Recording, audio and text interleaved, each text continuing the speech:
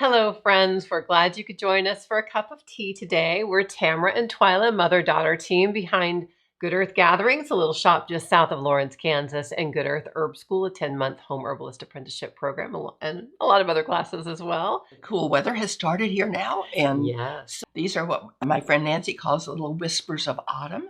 And I like that. we have the cool down is just wonderful, and it's a Yes. good change from our summer weather. And we For honor sure. the seasonal changes that happen on our earth. It's fun to see a lot of them happening too.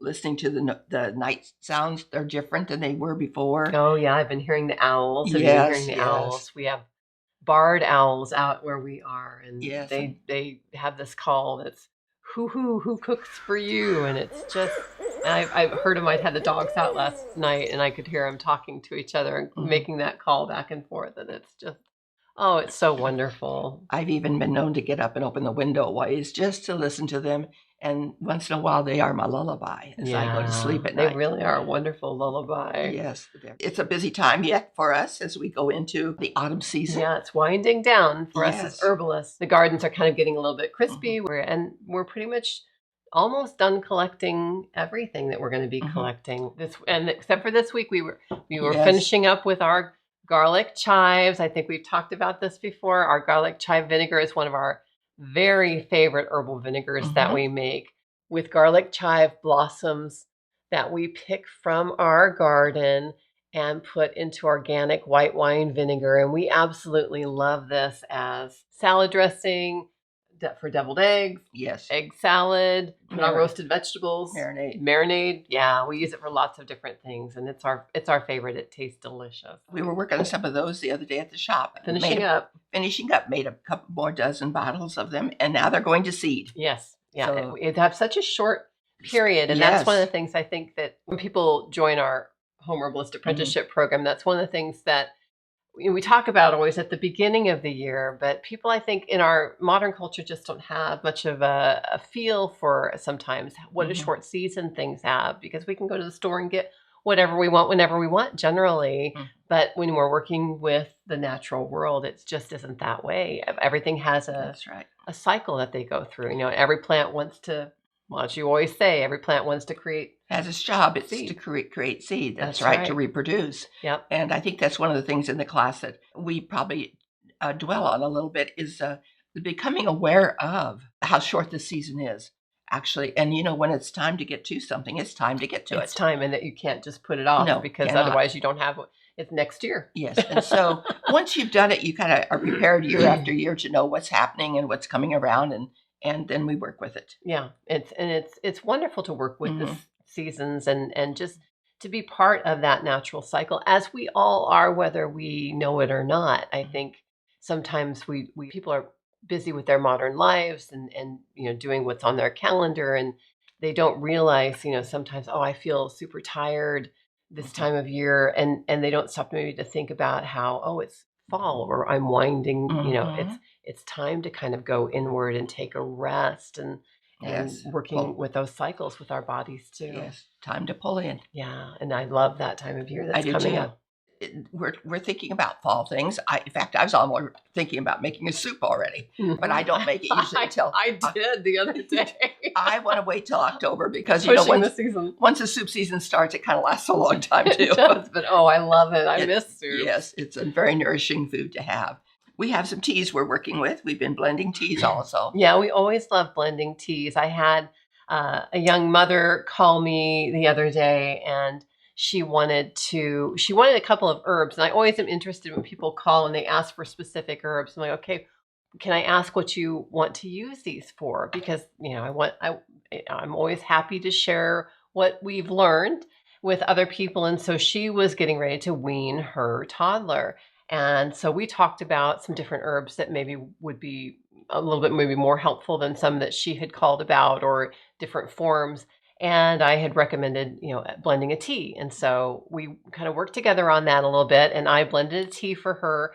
And so now we're actually selling that tea at the shop as a weaning support tea for mothers who are getting ready to dry up their milk and wean their child, just to support them in a way that helps both to dry up the milk as well as to deal with a little bit of the grief in the heart for that transition that is happening as well. And so another women's tea too that I wanted to talk about, we have a lot of people who actually just come in just for the women's tea. We've had such amazing stories about how that tea has helped women to sleep. It's helped to regulate periods and to alleviate some period symptoms. And so we love this tea. We use it ourselves as well. And it has an herb in it called shatavari, along with a lot of other herbs as well. But shatavari is one that I credit for having a very smooth transition into menopause. In India, the nickname for the herb is woman with 100 husbands, which I just love. Can you imagine? So it's really about helping us to stay vital and all throughout our lives. And so I love that herb. I had a very smooth transition into menopause, and I think it's because I was taking some of that every single day. And so I wanted to make sure that we put that in our women as well. And then we have the other, the urinary support that Yeah. we've shown before. I believe it's something that we like to keep on hand because as women, we never know when we're going to need it. That's for sure. And because, we want to keep that urinary tract healthy. And that's what that tea is all about. If you have some issues, that's what we blended it for. And a tea is easy to make, Mm-hmm. and it's very soothing to us as we drink it too. Yes. And that's part of it. I think teas are very much underrated as an herbal remedy. That's what grandmothers would always do is, blend a tea from herbs to help whatever the ailment was. And like you said, part of it is that taking the time to blend it and to blend, we when we gather our herbs, we gather them with intention. When we blend our teas, we blend them with intention. And when we hope that when people make the teas, especially the teas that are for healing, that they're making it with intention and ingesting it with intention. And all of that is part of the healing. It really is. And the herbs are just such good partners for urinary tract support and all of the things that we want to do. There are herbs to help with almost everything. And a warm tea is very comforting. It is. To us, and that's part of the healing also, I believe. I definitely think that's right. Well, since the autumn season's begun, it was time to change the decorations on the front door. Yeah. A few of those things needed to be done. I don't do much decorating in my home anymore, but it is fun to see here and there, a touch or two. Whether it's a candle, whether it is a garland on the fireplace or a wreath on the door. Some autumn leaves. It just always reminds us of the autumn season then, or the season that is at hand. One of the things I like to do is spend a little bit of time going through a collection I have. And it's always in the fall of the year that I like to go through it a little bit more. And maybe it's because every fall we like to take a drive up to the overlook. It overlooks the whole town of and valley of Lawrence, Kansas. Yes, that Signal Oak area. And it is a beautiful area. And of course, there are beautiful trees that grow there. And then we're down to the lake, and there's a bur oak tree there that we just love. It is a mammoth tree, a grandmother tree, and it produces a lot of acorns, and those acorns from a bur oak are huge, and they just are magnificent. These are the small acorns I'll show first. These are some wee little acorns that I absolutely am enchanted with. These are gathered from a tree downtown, and I believe they're off of a little white oak tree, a different variety of a white oak. Just the most precious little things you've ever seen. And look at those little caps on top. So cute. I know. The caps are beautiful on them. And then this is what a bur oak looks like. There is the acorn inside of it. Notice that bristly cap to it. And that's a big cap on it. And so once the acorn falls out or the squirrel has removed the acorn, then all you have is a cap.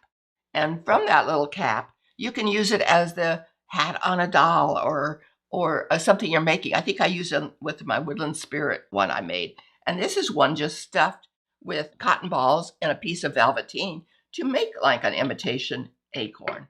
Isn't that so pretty? Just such fun. Love it. So I have a collection of acorns. Now, do you all collect something too?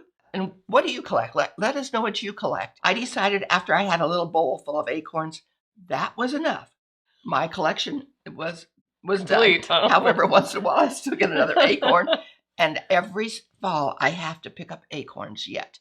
There is something truly exciting and primal, almost primitive about collecting the acorns. Of course, today we know that that is part of foraging. We can make acorn flour from it if we Yes. wanted to also. Yes, you would need some processing to make acorn flour. You can't just grind No, up the it acorns. has to be Yeah. leached out and Yes, so on. exactly. But yeah, it's wonderful. This is an acorn hat with a Aw. little wool underneath. And so I make a few out of wool just for the heck of it too, because they're fun to do. Oh, that's so cute, Mom. They are so sweet Just to make. wonderful. And then this one you made out of just wool with a little Yes, twig. with a little twig top to it.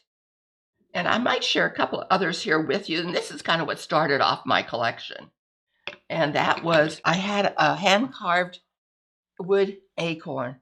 And I think I picked it up at an antique show probably. And I just loved it because it just spoke to me at that day. And so that was probably about the beginning of my collection. And then I found a little Aw.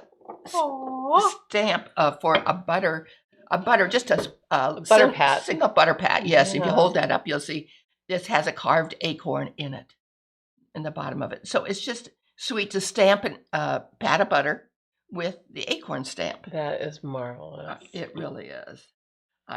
And then this is a little needle keep that a friend gave me. Oh. And it has an acorn cap on it and a piece of velveteen at the bottom, and you stick needles in it. Very sweet. And this is one I just got this last Christmas from a friend in my stitching group. And it is a little ornament for the tree, but notice the little cap is on sideways. And so it creates the face So of the little cute. acorn man I love it. or creature. So it's really Yeah, there's fun. there's an artist who does the beacorns, right? Yes, Yeah, yes. not 60 Minutes. Sunday Morning did a wonderful story on. We'll link that below if you haven't seen that. It's such a heartwarming It little is. segment from Sunday Morning, Yes. which we both enjoy. But we know the acorns, if they're falling from a tree in your yard, you're probably not real in love with them because it can be kind of a bit of a nuisance, and the squirrels come and gather them and such. But Yeah, they're important food for They are for important squirrels food. and other And- animals. So we planted a bur oak down on the edge of my woods. Yeah, It will not be producing acorns for 30 years. that's amazing. It is amazing, but I felt it was really needed to be. We're losing so much of our habitat. For the wild creatures can't find the food. If they can't find the food now, what are they going to do in 30 years? Right. And so I think it's really important that we plant some oak trees and create the acorns so that there will be food for the little creatures one day. Yeah, I think acorns are, they're just, it's so amazing to think that giant tree I mean, everything that it needs other than, sun and water and Mhm. soil is in this little package. Just It is. amazing. It really That is the seed pod of the oak tree. It's just one of those things that represents life, Hmm. beginning anew. Yes. Yeah. So, And hope. And I think hope, it represents yes. hope, that hope for the Mhm. future. but if you find a bur oak, you can put it in a tub or a bucket and grow your own tree. And I suggest you do. But Yeah. it has to have a lot of room to grow. They are big, big trees. Yeah, and we got ours over at Vinland Valley Nursery. If you're local, they They started from the seeds. yes, Of from the ones right out local here. bur oak seeds, Mhm. which So- is wonderful. That's where we got ours from. This is a couple of other acorns in. This was given to me by a friend, made out of wool with feather stitching around. It's beautifully done. Really is pretty. And then I have a few of these in the shop. And these are just made out of wool, also big acorns, which are fun. with a real stick. Yep, I that's love a it. stem. And then this is an acorn pillow design, and that's made all out of wool. Oh, Just some things so that one can do, beautiful. and this creates that acorn theme that I just dearly love. And so that's one of my collections. Love And yes, that. I have many collections, but they're all, I kind of keep them confined pretty much and in their own place. But oh, how I love going through them now and then Yeah, and just admiring these little acorns, how precious they are. it's really special. So let us know what you collect. Yes, let us know what you collect. We're always interested to hear what you're doing and your ideas and your Yes. thoughts as well. With that, I think we're going to go ahead and draw a tarot card. Just going to go ahead and use my little Rider-Waite deck again this week. And then next week, I think I'll start using maybe a different deck every now and then to show you some different tarot decks. But this is going to be my intention for this card draw, is to pull a card which will have a message for us for this coming week. And those are available. The card decks are available here. You bet. So I've drawn the Emperor, and the Emperor is part of the major arcana in the tarot. And the Emperor is sitting on his throne. He's a very stern-looking figure, and he's got this almost looks like a concrete throne that he's sitting on. So there's a lot of like hardness to this, but there's also mountains in the background and beautiful autumn colors on this. And I always talk about the Empress and the Emperor. They're two sides of a coin, just like yin and yang are. And yin and yang are representative of the elements that we all have in us. We all have part of yin and part of yang. And yin is really the more receptive and creative and chaotic way of being, that creative chaos. And then the Emperor, or the yang, is more about organization, building the roads, making the aqueducts, making society have the laws and the rules, and organization and that type of thing. And sometimes I'll take this card and put it on next to my little altar space, and because sometimes this is the card that I really need to work on, because I'm fine with the creative chaos and sometimes I need the organization.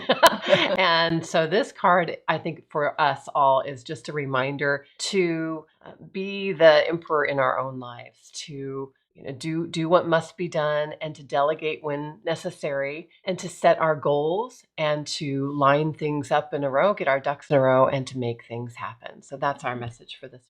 So with that, we hope you have a wonderful rest of your week. Plan to see you next week. We'll plan to see you next week. Good earth blessings to you.